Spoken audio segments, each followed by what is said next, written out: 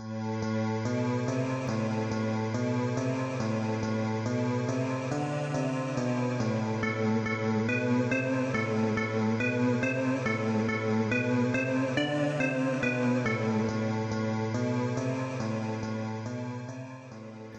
gang, it's your boy, and welcome to my review of the Sega Master System game, Shinobi.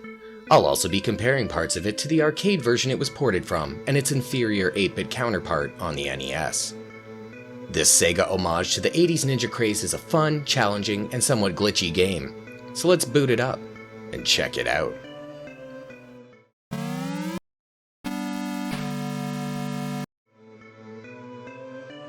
This title screen from the Master System is a pretty good 8-bit attempt at the original, with the shifty-eyed ninja and the quasi-photorealistic graphics.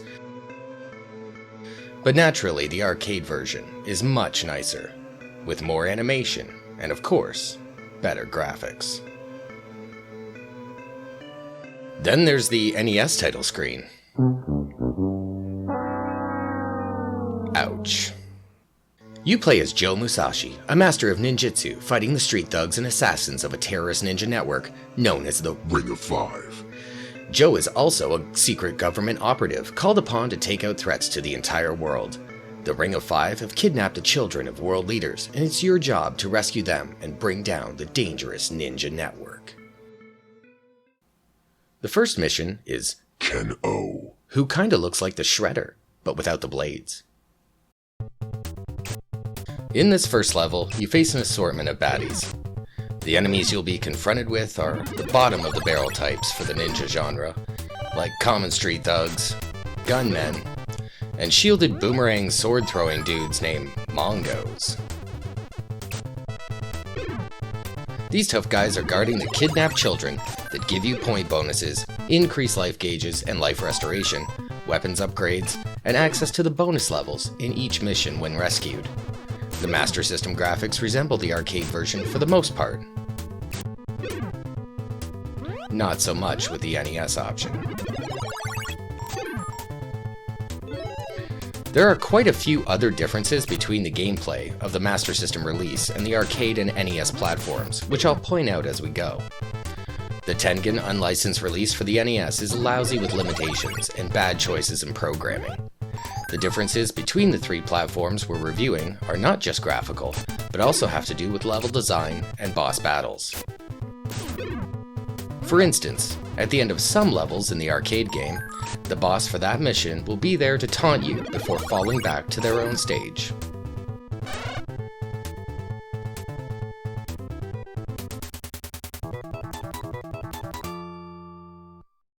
Here's a sample of the NES port.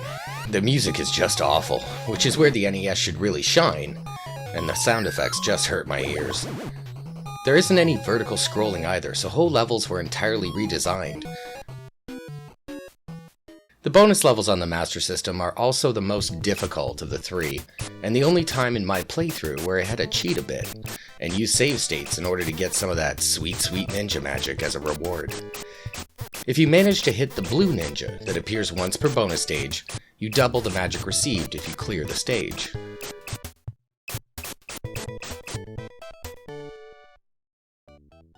Though you can only hold a maximum of 4 spells at any given time, so the new magic you gain will push out the older ones.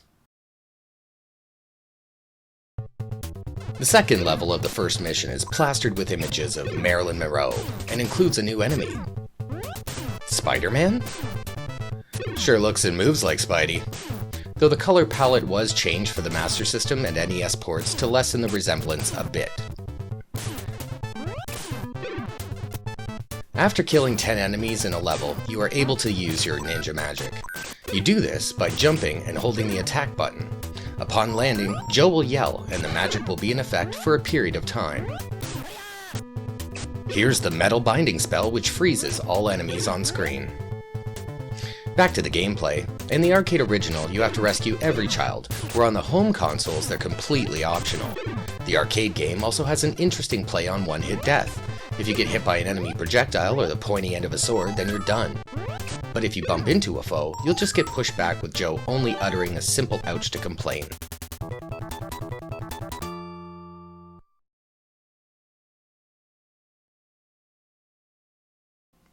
Time to fight Shino. whose only weak spot is the slit in his helmet where his eyes are. There's no life bar here, so you just have to hit him there a bunch of times while staying clear of his fireballs. Not too difficult.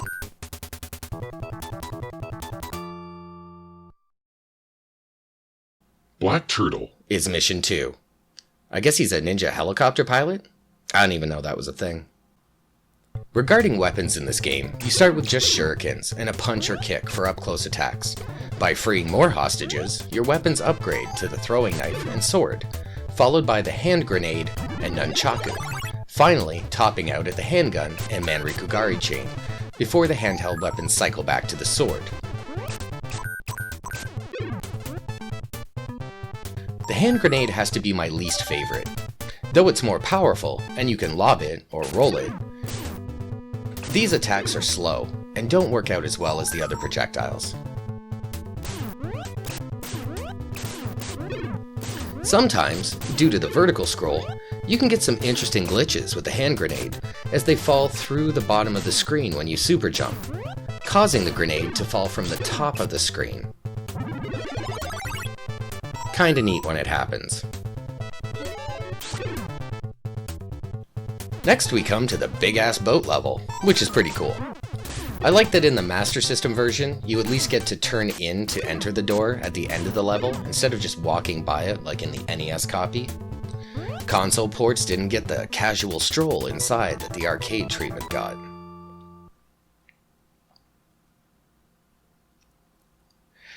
For the next bonus stage, let's check out the attempt that the NES version made.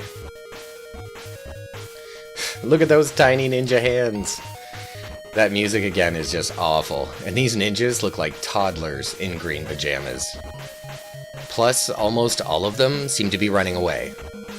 Geez, Tengen, you really dropped the ball here.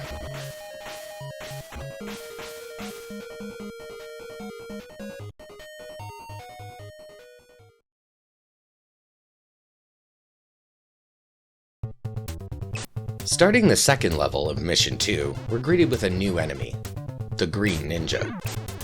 The hand grenades I have here make short work of them, but they're usually only vulnerable below the waist and take 2 hits from lesser projectiles. These vertical scrolling levels can get a bit tricky if you're not familiar with what's coming up next, and you'll usually end up on the end of an enemy weapon after super jumping. Check out that background though. I know it's supposed to resemble the inside of a rusting ship's hull, but it always reminded me of raw hamburger meat. Another huge difference between the NES and Master System versions in comparison to the arcade is the ability to keep your weapons from one level to the next, making things a lot easier. In the arcade, you lose all weapons every time a new level begins. You're also allowed to use the ninja magic on the bosses in the arcade, but without 10 enemies to defeat in boss levels on the home consoles, the magic doesn't get activated, so it's not possible, which would make the third mission boss a lot easier to defeat. But more on that later.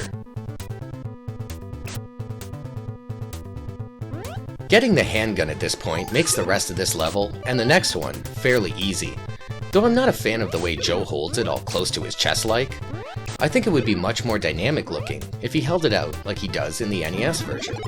But it's the best projectile weapon in the game, so I'm not going to complain too much. These vertical scrolling levels also have hostages hidden off in areas you might not look for, so if you're trying to rescue all of them, you've got to be thorough.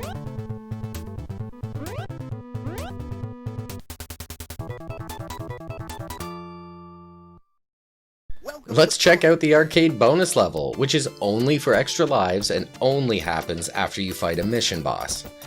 The graphics and music are very well done, but the difficulty level looks pretty low in comparison to the Master System with that steady stream of shurikens.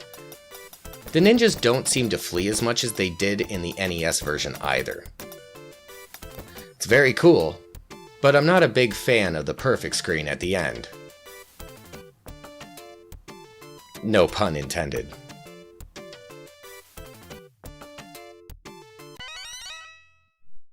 The third level of Mission 2 introduces us to the Frogmen, who seem to be springing up from only a few inches of water. Seems like they could probably get away with some snorkel gear instead of the oxygen tanks, but that wouldn't look as cool, I suppose.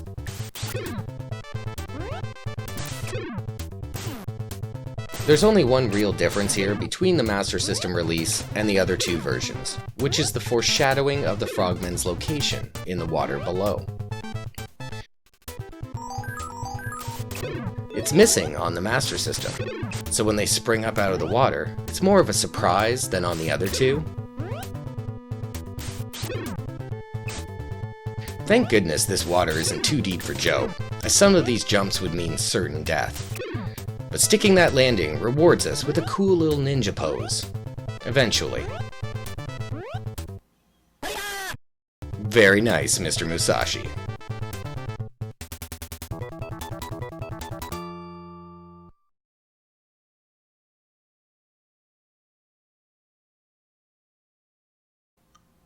The Black Turtle Has to be my favorite boss in the game. It looks very cool and can be challenging if you don't keep those fly ninjas it's carrying in check. Yes, that's what they called them.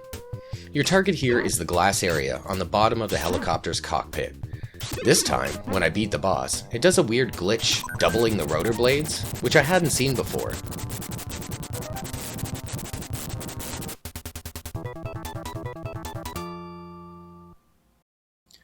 At the risk of making this review too long, I'll briefly show you the ridiculous NES version with its lack of any sort of level detail, including a floor to stand on. But here we can see the better gun pose as Joe deals with these fly ninjas. The propeller on the front of the helicopter can also hurt you in the NES version. But those explosions, man, they just look like bubbles under the sea. Yikes.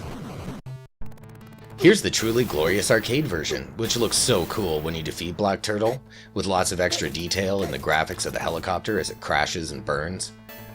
The ninjas seem more like the regular green ones though, and there appear to be less of them.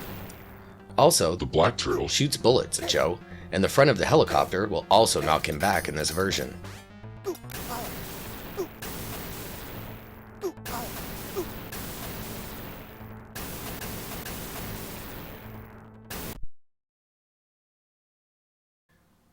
Mission 3 is Mandara. Not exactly sure what Mandara is supposed to be. Maybe it's a Master of Illusion ninja? No clue. But it's for sure my least favorite boss in the game, and you'll see why in just a bit. The first level of Mission 3 introduces us to the first couple of bad guys not mentioned in the manual. All the unintroduced baddies are from the last 3 levels, so let's make up some fun names as we go. I'm calling this one the Rocket Man. These fatigue-clad army men will fire in either a straight line or an arc. Also, the gunmen have taken to laying down in this level, making them impossible to hit with projectiles. So let's use our last binding metal spell to stop Joe from getting shot. Now that we're coming up on the halfway point, we see the levels are starting to get a little more populated, which is nice. My least favorite thing about the Master System and NES ports so far is the pacing and the lack of hordes of enemies to fight like on the arcade version. You find yourself pulling off more interesting looking gameplay when there's more enemies to deal with.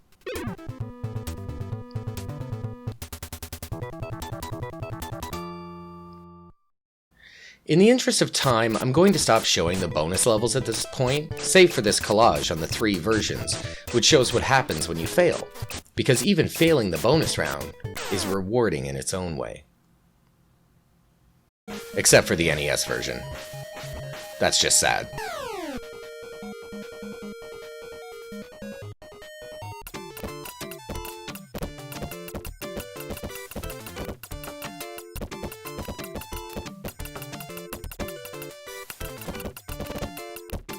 That's a sweet looking ninja, yo.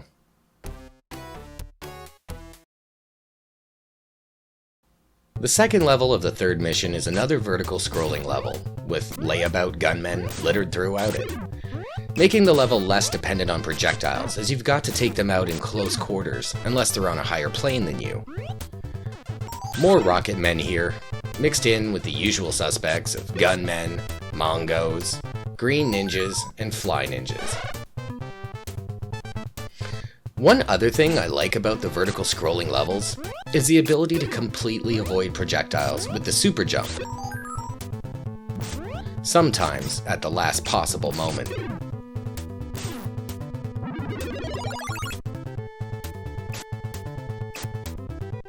The Manrikugari chain is the last close-range weapon you get, which seems to have a longer reach. This level on the NES was completely changed due to the horizontal scrolling limitation in the programming. Here's a sample of the same level on the NES. As you can see, they don't resemble each other at all in terms of layout. They had to make drastic changes to accommodate a similar feeling to the original, but ultimately, it's nothing like the arcade level. As a result, this level on the NES is much shorter than the ones on the Master System and the arcade. Joe is about to use the 8 Hands Ninja Magic, which sends multiple versions of him out to defeat all enemies on the screen. Pretty sweet.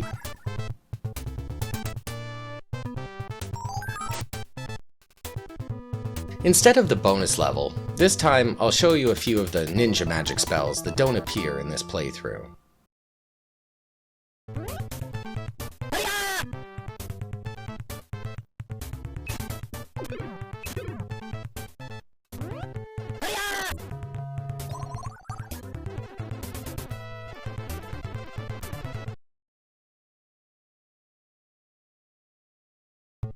The third level is comprised of almost all Mongos, green ninjas, and fly ninjas. The amount of enemies have definitely increased here again. And with the exception of the Mongos, you could almost walk through this whole level and never use a weapon until the end. Because the fly ninjas and green ninjas jump around, whenever you super jump from one plane to another, it glitches them out, so that they end up falling through the bottom of the screen, or get reset by the vertical scroll. I think it would be a neat challenge to try and get through this level without using a weapon or taking any damage, just by super jumping. Maybe I'll give it a try sometime. Because of the increase in the action in this level, it also seems relatively short, but it also comes just before my least favorite boss, as I mentioned earlier. The most ridiculous and discouraging boss in the game. The one I dreaded as a child, ending so many afternoons of gaming in frustration. Mandara. If Mandara is a ninja, I'm not too sure if it's a ninja that makes traps or projects illusions to crowd you into this electrified wall and kill you over and over and over again. Once you figure out that there's absolutely no time to waste, you'll realize the simple and boring way to take care of the first part of this battle. You want to know what it is? You just squat and start shooting right away. That's it. That's all there is to it. No strategies of jumping and shooting to try and get as many shots to land as possible. No closing the gap to try and shorten the path of your projectiles. There's definitely no trying to juggle yourself through the final wall of spinning statues. Nope, it's all timed out perfectly from the jump, that if you squat and shoot as quickly as possible, you will take out the last statue, just as it's about to touch your foot. The next part of the battle is a mechanical face that spits meatballs at you, apparently, while moving up and down on the wall. You have to hit it in the gem on its forehead, which isn't that easy if you don't figure out the rhythm, like I can't seem to do right now. My question is, where the hell is Mandara? Is he or she inside the face operating it? Were they just the designer of this hellish test of logic and timing? Even more than the Black Turtle, this boss is by far the least Ninja Master-like.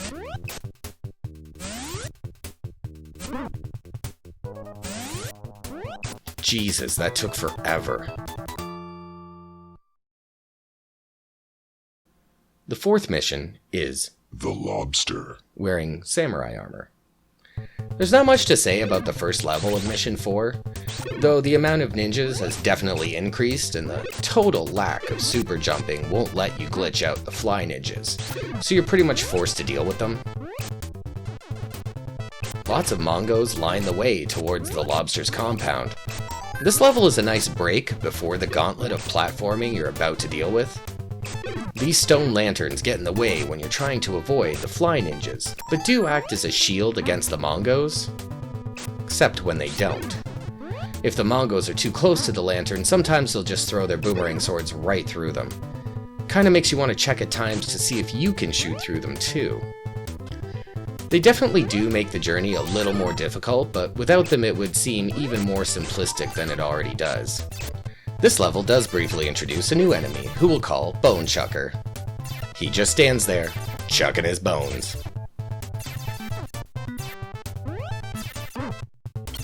I really do like the aesthetic of the lobster's compound, with the wood detail on the roof and the round windows. Much better than the NES attempt, that's for sure.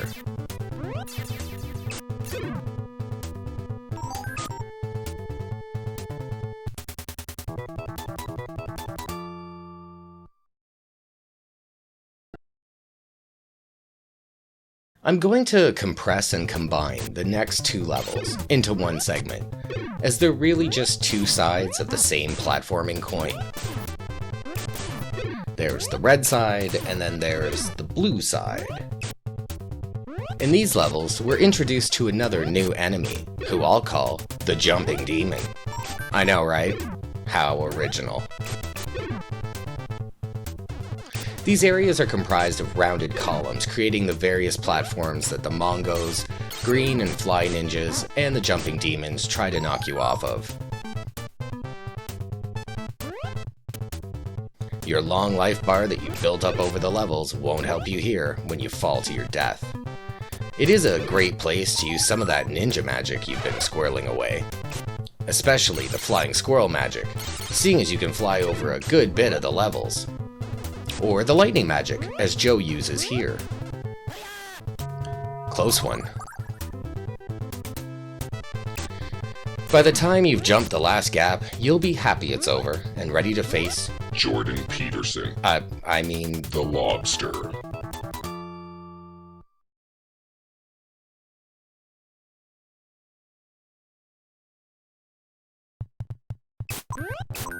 Now, he may look impressive, but he's not tough at all.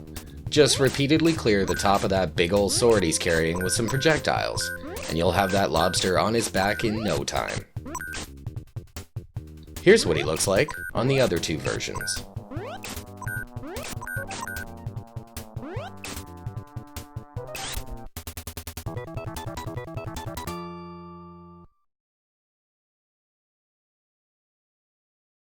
This is it, boys and girls. The fifth and final mission of the game to take down The Masked Ninja. The first level is the path to The the Masked Ninja's lair and is lined with pitfalls, but those are easily avoided if you've given up on rescuing any more of the hostages and stick to the high road. There are Mongos, and ninjas, and bone chuckers, oh my. It's also a relatively short level if you're just trying to get through without killing every enemy and rescuing every child. Not difficult at all, but that's a good thing, because the next level is just pure BS, as you'll see in a bit. If you still have ninja magic left at this point, you definitely want to save it for what comes next. Here again, you can mess with the green ninjas by super jumping around and occasionally getting them stuck in the floor of the upper plane. It's a fun little dance to do, and sometimes they just jump down through the ground. And speaking of glitches, I must say this playthrough has had the most glitches out of any of the runs I've done before.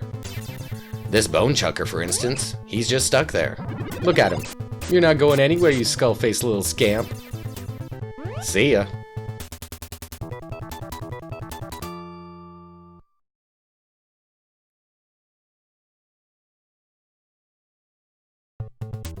Level 2 of the 5th mission is a furious onslaught of fly ninjas hurling towards you, and it really requires you to have that super long life bar just to clear it.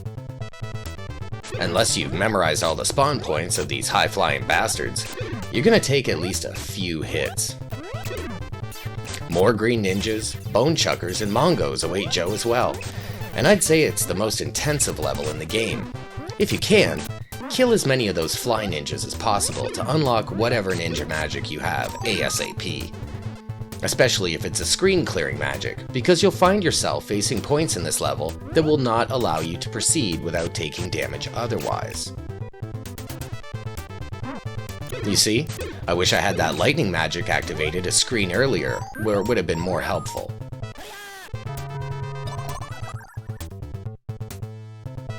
There's so much to keep track of in these bamboo woods, it's downright retarded.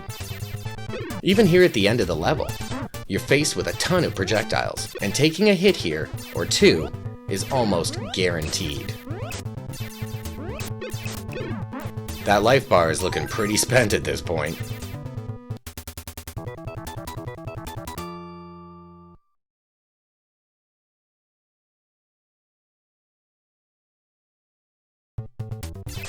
The third level of the fifth mission is loaded with bone chuckers, green ninjas, mongos, gunmen, and of course a new guy, who I'm going to call Tatsu. Cause he seems like one. This level has a pretty cool design with all the panel doors and Japanese accents. It looks like a dojo out of a 1980s ninja movie. The split level progression usually makes this part a bit more difficult, but the rest of this level is about to become a breeze, as I've hung on to the invincibility magic, so I can just walk right through all these scoundrels. Aside from a single glitch. It really does give an unfair advantage, and lasts quite a long time. Projectiles, enemy hit detection, and weapons do no damage whatsoever, so you can push through the remainder of most levels once it's activated.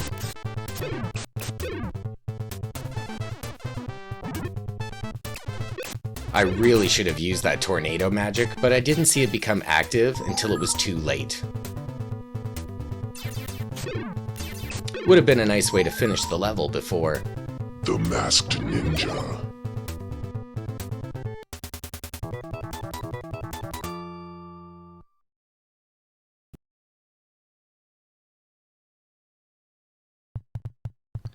Here he is, gang. The final boss.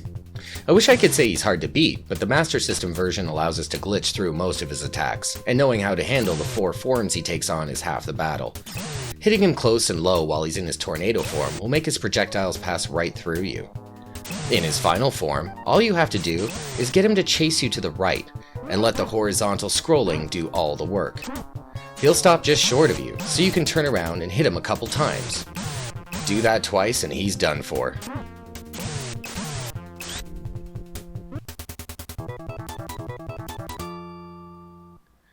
After all that hard work, perseverance, and patience, you're presented with... Game over? Yep, just plain old game over. Geez, Sega, I'm sure you had a little space left for a text-based story time ending, but no, it's game over. Here's one area where the NES does a way better job. Nice end screen, Tengen. The arcade once again tops them all. Nakahara is discovered to be the behind-the-scenes ninja who taught Joe ninjutsu, the ninja's art of making oneself invisible. Obsessed with the idea of recreating the feudal era of civil wars, where ninja traditionally played a very active role, Nakahara has set up a terrorist organization. Oh, they told us the story at the end. Interesting.